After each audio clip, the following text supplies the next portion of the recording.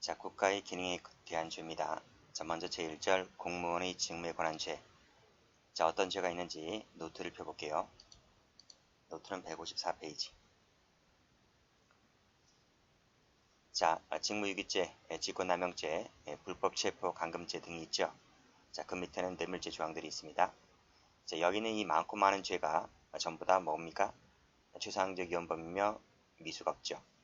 그 밑에 뇌물죄 조항들도 추상적 위헌범이며 미수가 없어요. 자, 근데 예외가 있습니다. 우리가 저 맨 앞에 개인적 법익에서 체포 감금죄를 배웠잖아요. 그치? 체포 감금죄는 어떻게 배웠어요? 침해범이며 미수가 있다. 이렇게 배웠잖아요. 맞죠? 그래서 여기서 배우는 불법 체포 감금죄도 역시 침해범이며 미수가 없는 거예요. 자, 미수가 없다는 거 경찰 시험에 출제가 된 적이 있었다는 겁니다. 자, 그 다음 전부 다 추상적 위헌범인데 하나 예외가 딱 있어요. 그것이 직무유기죄인데 직무유기죄는 이것을 구체적 위헌범이라고 봐요. 이것도 시험 나온 적이 있고 나머지는 전부 다 뭐예요? 전부 다 추상적 위헌범이면서 미수가 없다. 이렇게 정리를 해두시면 됩니다. 자, 그러면 교재로입니다. 자, 의 나와 있죠? 추상적 위헌범이면서 미수가 없다. 예외가 있다 했어요. 직무유기죄는 구체적 위헌범이면서 미수가 없다. 구체적 위헌범이라는 거 말씀드렸고 불법 체포 감금죄는 침해범이면서 미수가 있다. 이렇게 정리를 해두시기 바랍니다.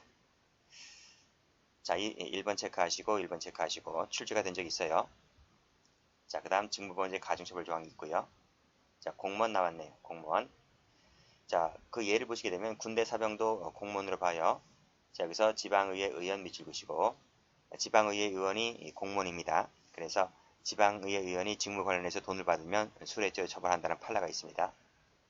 나머지는 됐고, 자, 그 다음에 고용직 공무원은 여기서 제외된다. 고용직 밑줄 그시고 X. 그 대표적인 것이 환경미화원이죠. 자, 됐습니다. 자, 그러면 직무유기죄 갑니다. 자, 주체는 공무원이죠. 공무원이 정당한 이유 없이 직무 수행을 거부하거나 동그라미 1번, 그 직무를 유기하면 동그라미 2번 직무유기죄가 되는 거예요. 자, 성격 잘 봐두셔야 돼요. 성격 직무유기죄는 계속범이다. 판례가 계속범으로 보고 있습니다. 그리고 부진정 부작위범이고요. 구체적 위헌범이고요. 미수가 없다. 이렇게 정리를 해두셔야 됩니다. 자, 판례 별표칩니다. 판례 분명부에서 뭐라 그랬어요? 직무유기죄는 계속범이다 그랬죠. 자, 그래서 직무유기죄는 세 번째 줄 위법한 부작위 상태가 계속되는 한 그 가벌적 위법 상태가 계속 존재한다. 계속 나와 있지? 그래서 뭐라고요?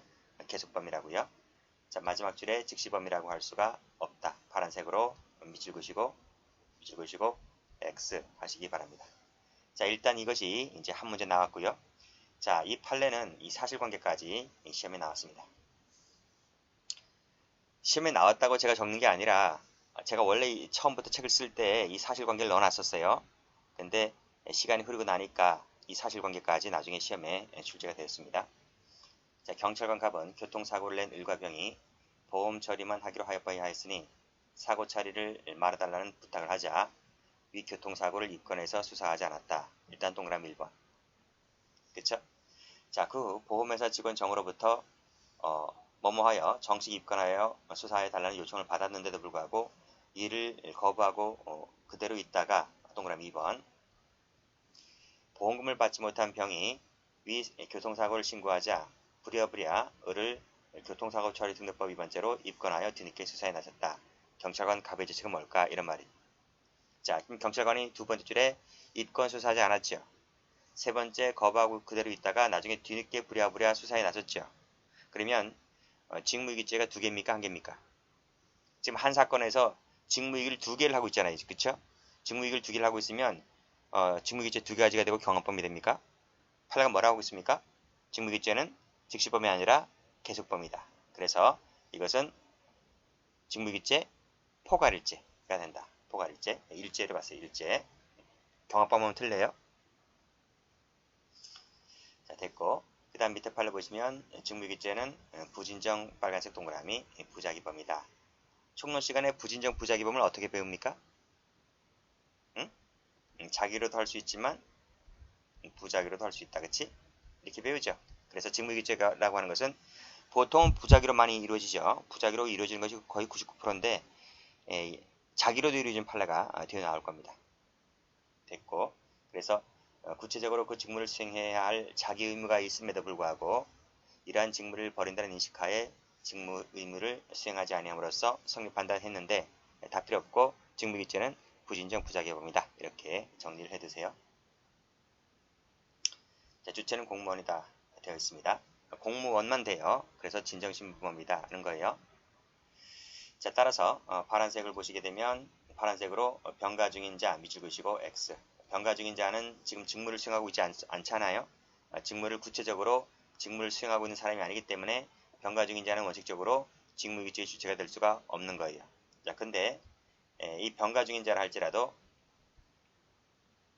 자, 병가 중인 자라 할지라도 예외적으로 되는 수가 있어요. 그것이 이 형법 제 33조 본문에 따라서 본문을 적용하게 되면 그때는 예외적으로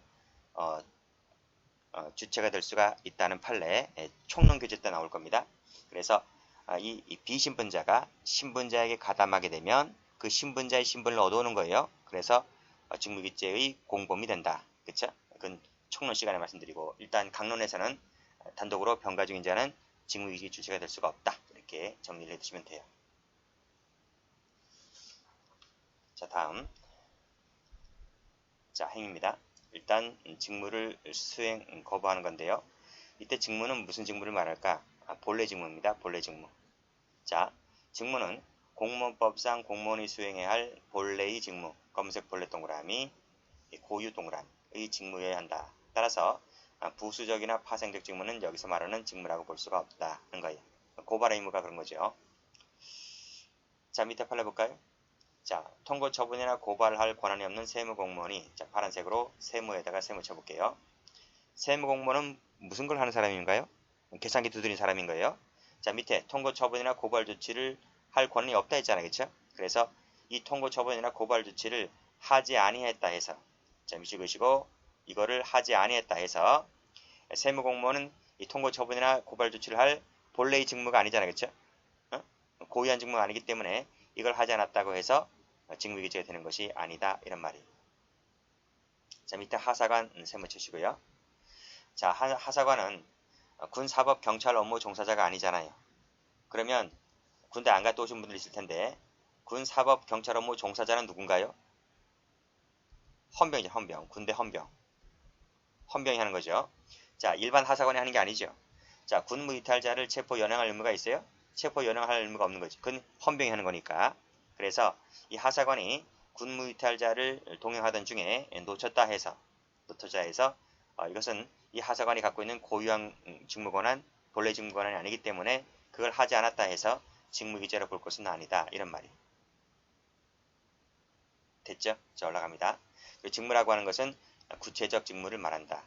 그 맡은 직무를 제때 수행해야 되는데 그 제때 수행하지 않으면 실효를 거둘 수가 없는 구체적 직무여야 한다. 이렇게 보고 있습니다. 그래서 직무라고 하는 것은 본래 직무, 고유한 직무, 구체적 직무여야 한다. 그쵸? 이렇게 세 가지를 동그라미 쳐주시면 돼요. 자, 그 다음 자 3번 직무유기를 볼게요. 직무유기라고 하는 것은 정당한 이유 없이 의식적으로 방임 포기하는 걸 말한다 그랬습니다. 자, 밑에 판례 별 펼쳐볼게요. 자, 1번에서 나와있지? 직무유기라고 하는 것은 의식적 동그라미, 그 다음 방임 내지 포기를 말한다. 자, 의식적 개념이라는 거예요. 따라서 태만, 세모, 분망, 세모, 착각, 세모는 직무유기가 아닌 거예요. 의식적 방임 포기가 아니기 때문에. 태만이 했다는 거 알죠? 분망이 무슨 말인가? 분망. 분망이라는 것은 이것은 어떻게 정의를 내리고 있어요? 매우 바쁘다. 매우 바쁘다. 다른 일을 하다 보니 이 일을 신경 제대로 못 쓰는 거예요. 그래서 매우 바쁘다 하는 것이 분망이지. 이 달릴 분자에다가 바쁠 망자를 써서 분망. 착각은 고의가 없는 거잖아요. 그래서 제때 직무를 성실히 수행하지 못한 경우는 그래서 직무이라고 볼 수 없는 것이다. 또는 직무를 하긴 하는데 형식적으로 해요. 형식적. 대충 이렇게 합니다. 이런 것들은 의식적 방위폭이 아니기 때문에 직무이라고 볼 수 없는 거예요. 대충 하는 것은 소홀히 했다는 거예요. 이런 것들은 세모 친 것은 다 뭐다? 직무이라고 볼 수가 없고 빨간색으로 동그라미 친 것만 직무이다 이렇게 보시면 됩니다. 자, 다음 똑같이 나와요. 똑같아요. 자, 두 번째 줄에 의식적인 포기 동그라미. 그 밑에 판례 무단이탈 동그라미. 의식적인 포기 동그라미. 이런 것들이 다 뭐다? 직무이다. 자, 밑에 보시게 되면 다시 올라가서 태만, 분만, 착각, 세모 이런 것들은 저가 되지 않는다. 그리고 또 어떤 형태로든지 직무를 수행했어요. 어떤 형태로든지. 어떻게? 형식적으로. 대충 이렇게 깔짝깔짝거리는 것은 직무이기가 볼 수가 없다는 것이에요. 그리고 다시 올라가서 보시면 가로 2번에서 직무이기지가 되려면 당연히 주관적 요건, 객관적 요건이 모두 다 갖추어져야만 한다. 그렇지? 일단 끊고. 그렇지만 태만, 분만, 착각은 직무이기가 아니다. 이렇게 보시면 돼요. 어려운 거 하나도 없어요. 자, 중요한 판례 나오네요. 자, 불법 체리저 사건 별표를 쳐볼게요. 자, 이것은 사실관계도 잘 나오고 판결로지 전부 다 잘 나오는 겁니다. 파출소장 갑은 연행된 을이 불법 체류자임을 알면서도 이들의 신병을 출입국 관리사무소에 인계하지 않았다 그랬습니다. 여기서 출입국 사무소에 인계하지 않았다 동그라미 1번. 자, 본서인 경찰서 외사계조차도 보고하지 않았다 동그라미 2번. 자, 근무일지에 단지 혐의점 없어 귀가시킵니라고 허위사실 기재했다. 허위사실 기재 동그라미 3번. 자, 통상 절차와는 달리 이때 인적사항조차도 기재해두지 아니하였다. 동그라미 4번. 그럼 한 개 도대체 뭐가 있어요? 한 개 뭐가 있냐고. 아무것도 없잖아. 그치? 그래서 1번, 2번, 3번, 4번을 고려해봤을 때 이것은 의식적인 방해 포기가 있고도 남는 만한 사건이다. 그래서 직무기지가 된다. 이런 말이. 자, 그래서 판결로지를 간단하게 정리를 한번 해보면 이렇게 되어 있죠. 인계하지 않았다. 빨간색으로 동그라미 치시고. 다음 인적사항조차도 기재해두지 아니하였다. 동그라미. 이라고 정의를 내리게 되면 직무기지가 되는 것이 됐죠? 자, 그 다음 2번도 볼게요. 자, 하나의 행위가 부작위적 요소도 있고 자기적 요소도 있어요. 그걸 동시에 충족을 합니다. 그렇죠? 그랬을 때는 자, 하나 행위에는 자기 부작이 다 있어요. 자기만 있고 부작위는 없는 건 아니에요. 둘 다 있을 때는 원칙적으로 총론식은 어떻게 됩니까? 자기 우선 부작위 보충설에 따라서 자기를 먼저 검토해보고 자기가 부정될 때 한해서 부작위 범을 검토해보잖아요. 그쵸? 그치? 근데 검사는 재량에 따라서 자기로 기소하지 않고 부작위 범인 직무유기죄로만 공소제기가 가능하다. 왜요? 부작위적 요소가 있으니까. 그쵸? 원칙적으로는 자기를 먼저 검토하고 부작위를 나중에 검토하는 것이 맞는데 기소권자 마음이니까. 그쵸? 그래서 기소권자가 재량에 따라서 자기로는 기소하지 않고 부작위로도 기소하는 것도 그게 없는 건 아니므로 이것도 얼마든지 가능하다라고 하는 것을 봐두시면 될 것 같아요. 출제가 잘 돼요. 넘기기. 자, 징계의결서 집행사건도 별표를 한번 박아두시고요. 자, 먼저 1번부터 볼게요. 똑같아요. 앞에서 배운 거 똑같아요. 무단이탈 동그라미, 의식적인 포기 동그라미가 있으면 직무유기죄가 된다. 그쵸? 자, 그렇지만 자, 그리하여 여기서 끊으시고요. 일단 직무집행의사가 있잖아요. 자, 직무집행의사가 있어요. 그래서 직무를 수행을 하게 되면 직무유기죄가 되는 것이 아니죠. 그쵸? 그쵸? 깔짝깔짝 대충 형식적으로 하게 되는 것은 직무유기죄가 되는 것이 아니에요. 또 나왔죠. 밑에 보면 태만, 분만, 착각 이거 다 세모치세요. 형식적, 소홀히 이런 것들 다 앞에서 배운 그대로가 나와 있는 겁니다.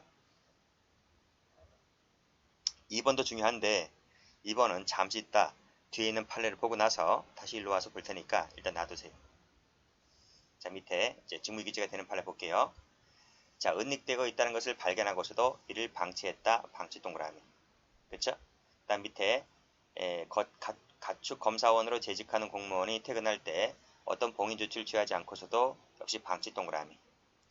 자, 농지사무 담당 직원이 아무런 조치를 취하지 아니하였다. 동그라미. 전부 다 뭐예요? 직무유기예요. 자, 4번이 잘 나오죠? 육군 중위가 애인과 함께 자고 난 뒤에 교대할 당직 근무자에게 인계 인수도 하지 아니한 채 퇴근하였다.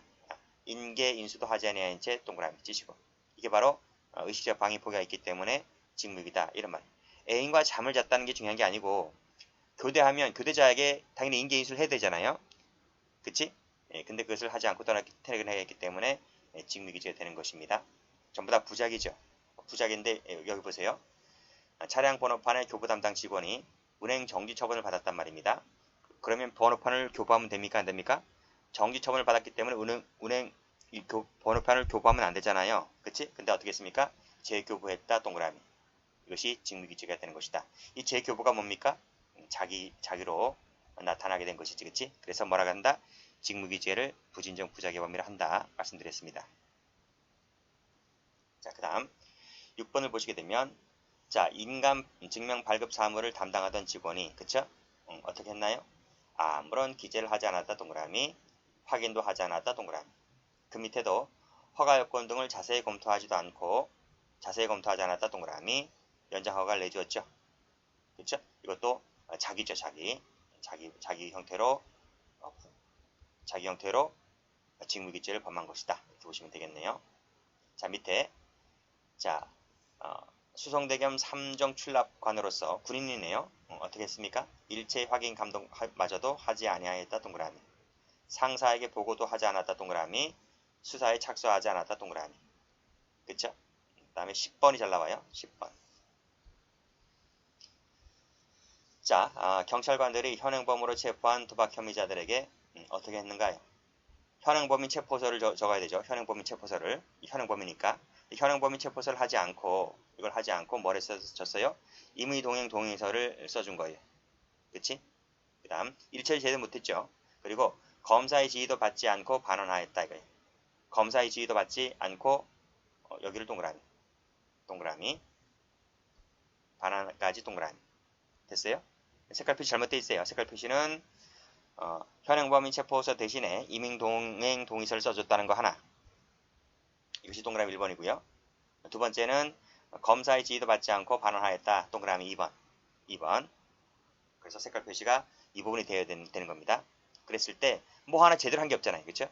뭐 하나 제대로 하는 게 없기 때문에 직무유기죄가 되는 것이다. 이렇게 정리를 해주시기 바랍니다. 출제 잘 돼요. 특히 경찰관 판례이기 때문에 경찰 시험에 특히 잘 나옵니다. 자, 밑에도 마찬가지죠. 11번도 출제가 잘 돼요. 자, 벌금 미납자 누가 잡으러 다니는 거예요? 경찰관이 잡으러 다니죠. 고가점수에 반영됩니다. 그렇죠? 자, 벌금 미납자 같은 경우에는 이제 재선형인데요. 그 미납하게 되면 어떻게 되는 건가요? 환영유치 처분으로 노역장 유치를 받잖아요. 그렇죠? 자, 세 차례 만났습니다. 세 번까지 만났어. 근데 그럼 잡아야지. 지금 증명수배가 되어 있는데 세 차례 만나고서도 검거하여 검찰청에 신병을 인계하는 등 필요한 조치를 취하지 아니하였다. 그래서 이것은 신병 인계했대요? 신병 인계하지 않았다는 거지. 그치?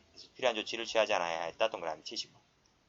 라고 했을 때 의식적 방임 포기가 있기 때문에 따라서 직무유기죄가 된다. 이렇게 보시면 되겠습니다. 자, 12번 볼까요? 근무 명령을 받았대요. 항구의 정박 중인 외항선에 머무르면서 밀수 여부 감시, 방지 등 근무 명령을 받았다. 이거예요. 그쵸?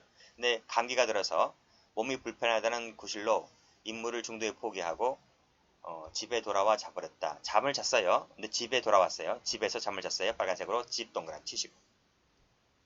그치? 그러니까 누구 상관한테 얘기하거나 동료한테 얘기해서 나 진짜 몸이 아프다. 이렇게 얘기를 하고서라도 가야 될 텐데 그러한 것이 일체 없이 그냥 혼자 집에 가서 잤다는 거예요. 라고 했을 때 이것은 정당한 사유가 없기 때문에 당연히 의식적 방임 포기가 있으므로 직무유기죄가 된다는 것입니다. 됐죠? 잠을 자더라도 거기서 자야 돼요. 집에서 자는 것이 아니고. 자, 그 다음. 자, 밑에 판례도 별 펼쳐볼게요. 사법경찰관리가 위법 사실을 조사하여 훈방하는 등 어떤 형태로든지 직무집행을 하였다는 말 쓰고 있죠. 그래서 파란색으로 어떤 형태로든지 파란색으로 세무치시고 직무집행 행위를 하였다 했기 때문에 이것은 설령 입건수사하지 않았다 할지라도 어떤 형태로든지 뭔가 하긴 했대요. 이것이 숨어있기 때문에 이것은 직무유기죄가 곧장 성립하지는 않는다. 이 판례랑 이 1번 판례랑 그 앞 페이지 쭉 한번 가보세요. 앞 페이지 한번 가보시면 699페이지 가보세요. 699페이지 불법 체류자 사건과 비교해서 꼭 좀 정리를 해두셔야 돼요. 그 판례와 이 판례가 엄청나게 출제가 많이 되었고 비슷비슷한 판례인데 결과는 정반대입니다. 꼭 좀 같이 봐두시면 좋을 것 같아요. 자, 그 다음 2번 보시게 되면 약국 감시원이 예전에는 이런 직업이 있었어요. 지금 이런 직업이 없지만 무허가 약국 개설자를 적발하고 상사에 보고했잖아요. 보고는 했다. 보고했지만 뭐는 안 했나요? 그래 고발하진 않았어요. 왜도 입건 수사하진 않았지, 그치? 근데 뭐 하나는 하고 뭐는 하나는 하지 않은 거예요. 완전 전체 다 하지 않은 것이 아니라 뭐는 하고 뭐는 안 한 거예요. 그래서 대충 깔짝깔짝 거렸다. 형식적으로나마 하긴 했다. 이것을 간접적으로 보여주는 판례이기 때문에 그래서 결국 직무유기죄가 되지 않는 판례들이다. 이렇게 정리하시면 될 것 같아요. 자, 그 다음 3번 보시게 되면 전매청 공무원이 전매청 공무원. 지금도 이런 직업 없어요. 그 당시 때는 이런 것이 있었어요. 지금이야 뭡니까? 담배를 만드는 회사가 KTNG라고 하는 사기업체잖아요. 근데 옛날에는 한국담배인삼공사였고 옛날에는 다 공기업이었어요. 지금 다 세월이 바뀌어서 다 이렇게 직업도 많이 변화가 되고 사라지기도 하고 막 그랬습니다. 자, 일단은 공무원입니다. 외제 담배를 긴급 압수한 후 도주한 범칙자를 찾는데 급급했다. 이 급급이란 말이 무슨 말인지 알아요? 이것이 바로 앞에서 설명했던 분망에 해당하는 판례가 되는 거예요. 이거 하는데 매우 바빴다 이런 말이. 분망했다 이런 말이. 그래서 미처 압수수색 영장을 신청하지 못했다 하더라도 말씀드렸잖아. 분망이나 착각 이런 것은 직무유기죄가 되지 않는다라고 말씀드렸습니다. 그리고 세관 검사 담당 직원이 보세 화물 장치 요강에 따라서 그치. 그래서 이거 세번 쳐보세요. 무슨 요강에 따라서 했다고 했잖아요. 그쵸? 요강에 따라서 옮기거나 상사와 협의하는 등 조치를 취하지 않고 방치했다 할지라도 이것은 요강에 따라서 했기 때문에 설령 무슨 조치를 취하지 않고 방치했다 할지라도 요강에 따라서 한 것은 그래서 직무유기가 되지 않는다. 이런 말이에요.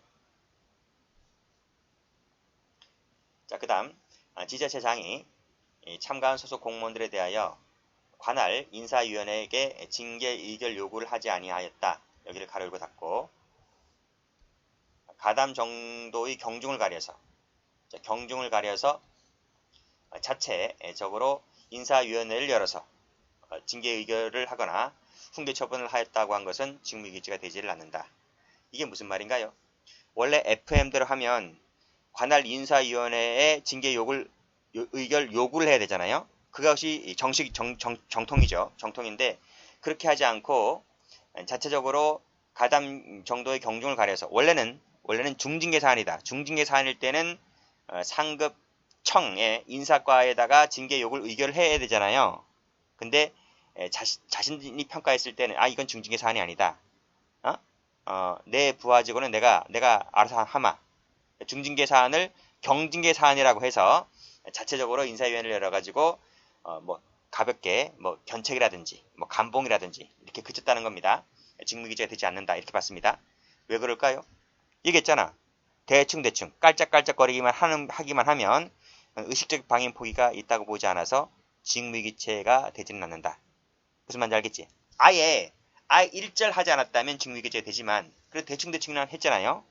라고 했기 때문에 그래서 직무유기죄가 되지 않는다 이렇게 보았습니다. 자, 6번 판례 볼까요? 잠을 잤네요. 잠을 잤어요. 어디서 잠을 잤어요? 근무 장소에서 잠을 잔 것은 직무유기죄가 되지 않아요. 집에 돌아와서 자는 것은 죄가 되는데 근무 장소 근처에서 잠을 잤다면 직무유기죄가 되지 않는다 이렇게 봤습니다. 자, 그 다음 대응 조치를 하긴 했어요. 수용된 감호생들의 난동을 예방 진압하기 위하여 대응 조치를 하긴 했는데 어떻게 했어요? 미흡했어요. 그리고 부적절했다. 그러니까 FM대로 하진 않았어요. 효과가 아주 좋은 건 아니었지만 대충 했다는 거예요. 대응 조치가 약간 미흡하긴 했지만 하는 척은 했다는 거지. 그래서 이것은 직무유기죄가 되지 않는다는 판례가 됩니다. 8번 가볼까요? 피고인이 취한 책임자로서 그 관내에서 일어난 총기 난동 사건에 대해서 전혀 효과적인 대응책을 강구하지 못했다.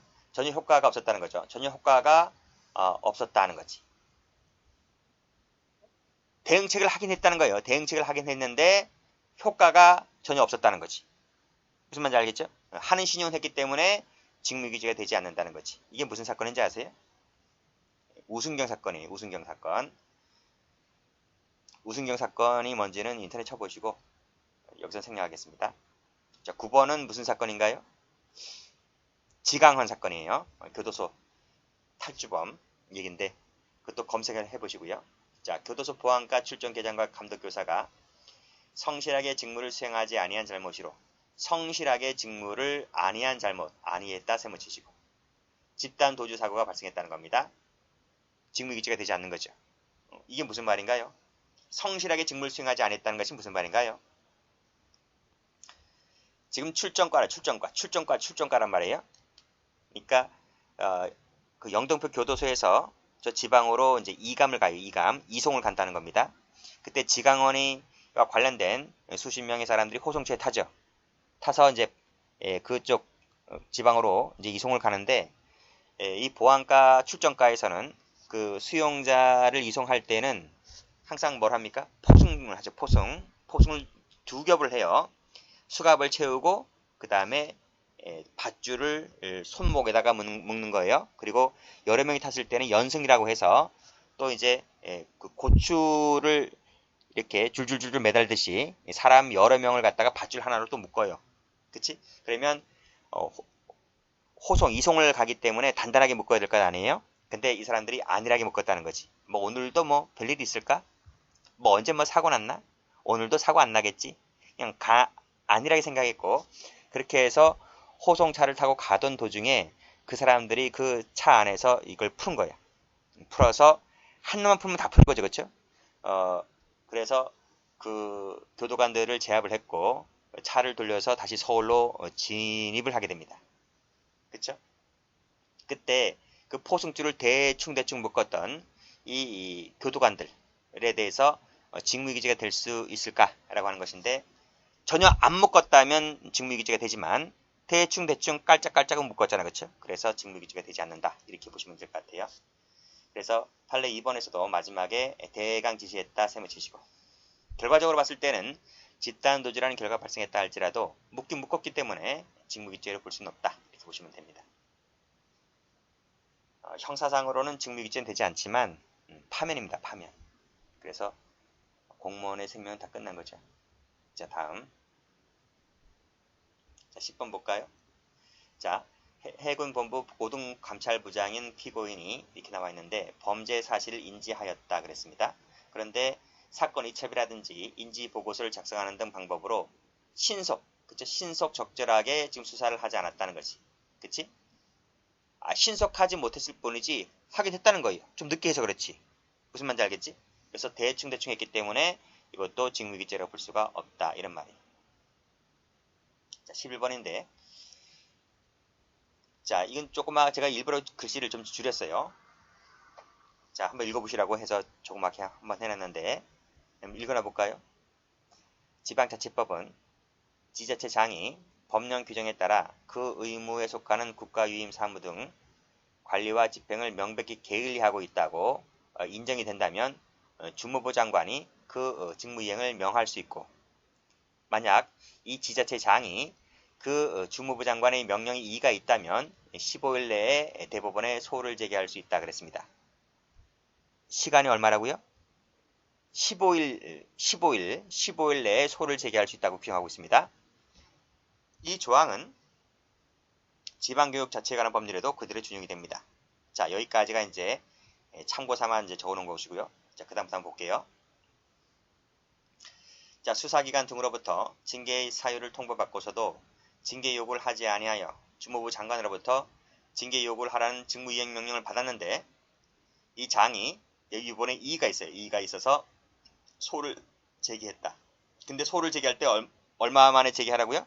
15일 내에 소를 제기하라고요. 15일 내. 근데 이 장이 밑에 보면 징계 사유를 통보받은 날로부터 파란색으로 1개월이 내에 이것도 징계 요구를 하지 아니하였다 이런 말이에요. 15일 내에 소를 제기하라 했잖아. 근데 이 사람이 15일 넘었어요. 15일이 도과했다고요. 그리고 한 달이 되더라도 지금 이 징계 요구를 하지 않았단 말이에요. 근데 그렇다는 말은 반대로 한번 해석을 해볼까요? 1개월 내에 징계욕을 하지 아니하였단 말을 판결문에 적고 있다면 얼마만 했다는 거예요? 1개월이 넘어서 했다는 거예요. 1개월이 넘어서. 그러니까 하긴 했다는 거지. 15일 내는 안 해서 그렇지. 그쵸? 전혀 안 했다고 하면 문제가 되겠지만요. 어쨌든 하긴 했기 때문에 이것만으로 곧바로 즉 15일이 넘어서 했다는 이것만으로 곧바로 직무유기라고 단정해서는 아니 된다는 거예요. 아시겠죠? 자, 앞에서 한번 안 한 부분이 있다고 했죠? 자, 쭉 앞으로 한번 가보겠습니다.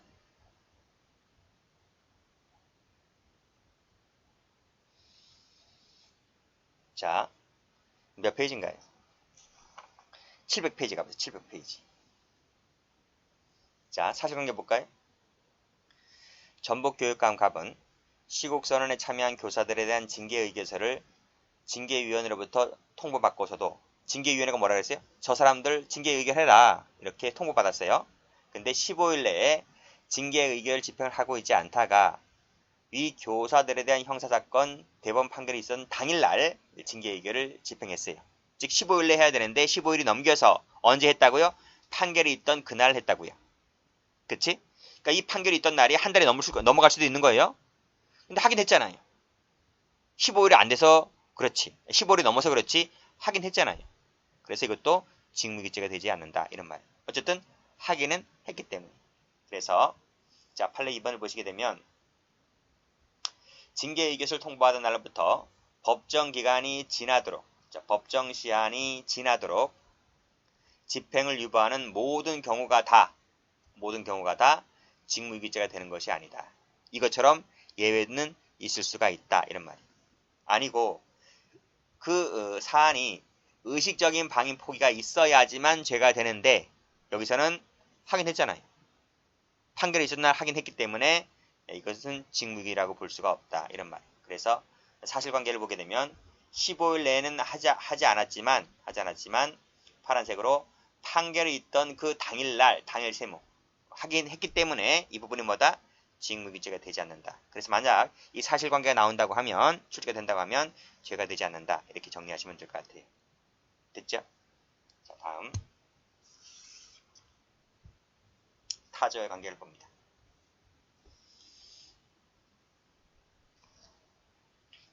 자, 수뢰죄의 관계네요. 자, 오토바이 사건. 경찰관 갑은 관내 식당 앞을 순찰하던 중 식당 주인으로부터 저쪽에 오토바이 한 대가 방치되어 있으니까 치워달라는 신고를 받자 오토바이 센터를 운영하던 을에게 연락을 하여 알고 있는 지인이겠죠. 이를 보관시킨 후에 습득물 처리 지침에 따라서 소유자를 반환하도록 처리를 해야 되는데 이 처리 지침에 따라서 하지 않고 전혀 확인하지 않고서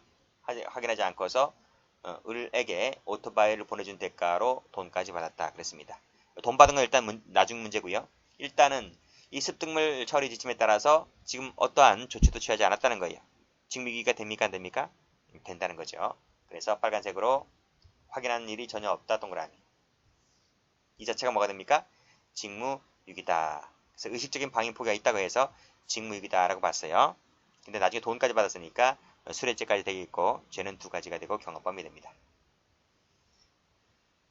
자, 범인 도피죄의 관계 봅니다. 이것도 총론 시간에 다 하는 것들이죠.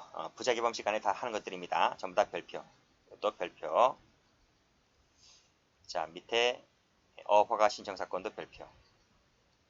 자, 가볼게요. 자, 쭉 읽어보시고 오히려 범인에게 전화로 도피하라는 권유를 받고 그를 도피케 하였다고 했을 때 이게 자기입니까 부작입니까? 전화로 지금 전화 때리고 있잖아요. 이게 자기야 부작이야? 이게 자기잖아요.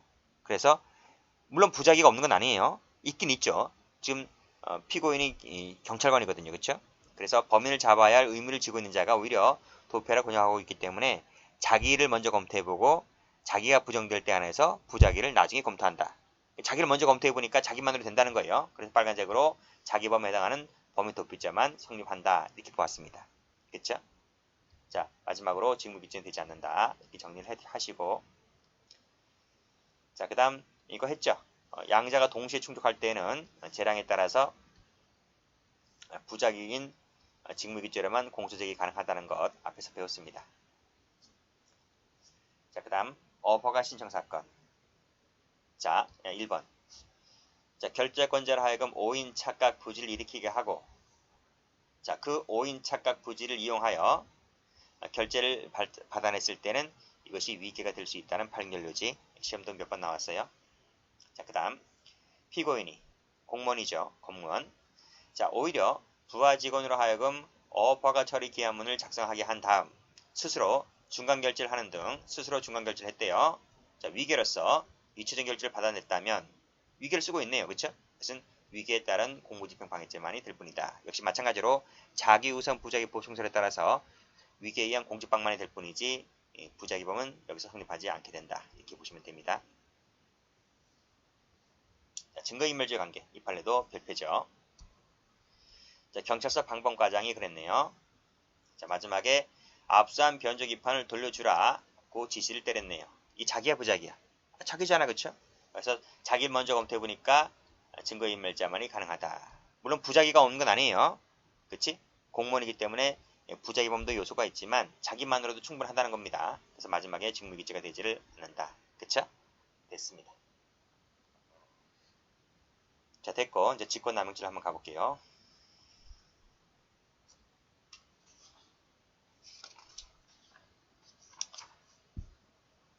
자, 주체는 이제 공무원이죠. 공무원 밑줄 보시고. 직권을 남용하여 사람으로 하여금 의무 없는 일을 하게 한다. 동그라미 1번. 그 다음에 권리 행사를 방해한다. 동그라미 2번. 자, 뭐하고 비슷하죠? 의무 없는 일을 하게 한다. 직권 행사, 권리 행사를 방해한다. 어서 많이 봤는데? 어서 봤어요?